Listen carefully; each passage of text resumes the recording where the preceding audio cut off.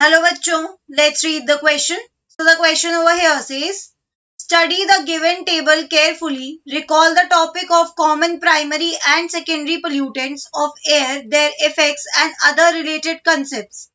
यहाँ पे एक टेबल दे रखी है in which air quality over selected Indian cities is mentioned, annual average of 24 hour. All values are in mg per meter cube.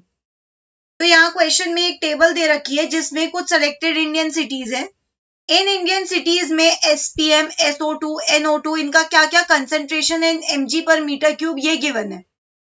तो question में बोल रहे हैं continuous inhalation of gaseous pollutants like oxides of sulphur, oxides of nitrogen and SPM may lead to various breathing difficulties. Which of the following is/are true in such a situation?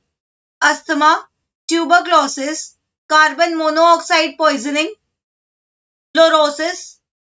Question में बोल रहे हैं कि continuous inhalation of gaseous pollutant जैसे कि sulphur के oxide, nitrogen के oxide या एसपीएम, इनको ब्रीद करने से क्या क्या प्रॉब्लम हो सकती है, क्या क्या ब्रीदिंग प्रॉब्लम हो सकती है। ठीक है, तो यहाँ पे 4 ऑप्शन दे रखे हैं, asthma, tuberculosis, carbon monoxide poisoning, fluorosis. इस क्वेश्चन का की कंसेप्ट क्या है? इस क्वेश्चन का की concept would be gaseous pollutants. Gaseous pollutants. Okay, gaseous pollutants में हमें यहाँ पे क्या क्या कंसिडर करना है? गैसियस पोल्यूटेंट्स में हमें जिन्हें कंसिडर करना है they are oxides of nitrogen and sulphur, oxides of nitrogen and sulfur, and the other one which we have to consider is SPM. SPM का मतलब क्या होता है? suspended particulate matter, suspended particulate matter और SPM। अब होता क्या है कि ये दोनों ही गैसियस पोल्यूटेंट्स इजीली लंग्स तक पहुंच जाते हैं। कैसे पहुंच जाते हैं लंग्स तक? Because they are very small in size. तो हमारे रेस्पिरेटरी ट्रैक के जो हेयर्स होते हैं और जो म्यूकस होता है, they are not able to trap them. So we can write over here these pollutants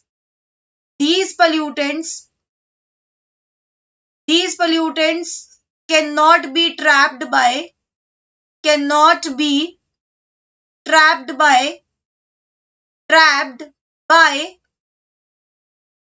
hair and mucus of respiratory system,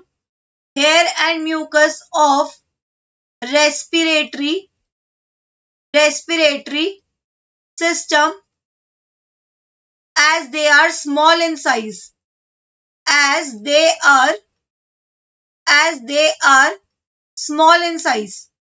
और ये क्योंकि लंग्स तक पहुंच गए हैं तो they cause problem in respiratory tract. So they are responsible for respiratory problems. कौन कौन सी respiratory problems? It is responsible for asthma. It is responsible for diseases like asthma. It is also responsible for a disease like carbon monoxide poisoning. Carbon monoxide poisoning के लिए कैसे responsible है? क्योंकि ये जो carbon monoxide है, it is also a gaseous pollutant. Okay, so we can add it over here. यहाँ पे भी हम ऐड कर सकते हैं इसको, एक और गैसियस पोल्यूटेंट को, that is carbon monoxide. Carbon monoxide की अलग प्रॉपर्टी है। Carbon monoxide has affinity, rather to say it has high affinity for haemoglobin. इसके पास हीमोग्लोबिन के लिए बहुत ज्यादा एफिनिटी है। अब क्योंकि इसके पास हीमोग्लोबिन के साथ बाइंड करने के लिए बहुत ज्यादा एफिनिटी है, it goes and binds with haemoglobin. It binds with hemoglobin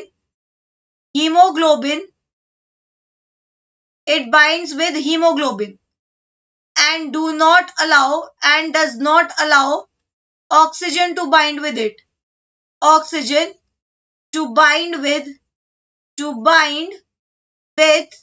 haemoglobin. ठीक है, ये खुद हीमोग्लोबिन के साथ बाइंड कर जाता है और ऑक्सीजन को हीमोग्लोबिन के साथ बाइंड नहीं करने देता। इसकी वजह से क्या होगा? इसकी वजह से ये होगा कि बॉडी के जो डिफरेंट पार्ट्स है वहां तक ऑक्सीजन नहीं पहुंचेगा, and this is what is known as carbon monoxide poisoning, carbon monoxide poisoning. ठीक है, नेक्स्ट हमें क्या गिवन है? नेक्स्ट हमें गिवन है ट्यूबरकुलोसिस। ट्यूबरकुलोसिस, तो ये जो ट्यूबरकुलोसिस है ये भी इन्हीं पोल्यूटेंट्स की वजह से होता है। They increase susceptibility to tuberculosis. They increase susceptibility to tuberculosis. ठीक है, ट्यूबरकुलोसिस होने के चांसेस को इंक्रीज कर देती है these harmful gases, tuberculosis. Okay, अब यहाँ ऑप्शन में क्या गिवन है? फ्लोरोसिस। तो फ्लोरोसिस कब होता है? जब हम हाई अमाउंट ऑफ फ्लोरीन का इनटेक करते हैं। ठीक है, तो यहाँ पर गैसियस पोल्यूटेंट की वजह से क्या क्या हो सकता है? अस्थमा, ट्यूबरकुलोसिस या कार्बन मोनोऑक्साइड पॉइजनिंग। हमारा फाइनल आंसर क्या होना चाहिए यहाँ पे? Option C, that is 1, 2 and 3 only. Final answer is option C, that is 1, 2 and 3 only. So that's it for the question. I hope you understood it well. Best of luck.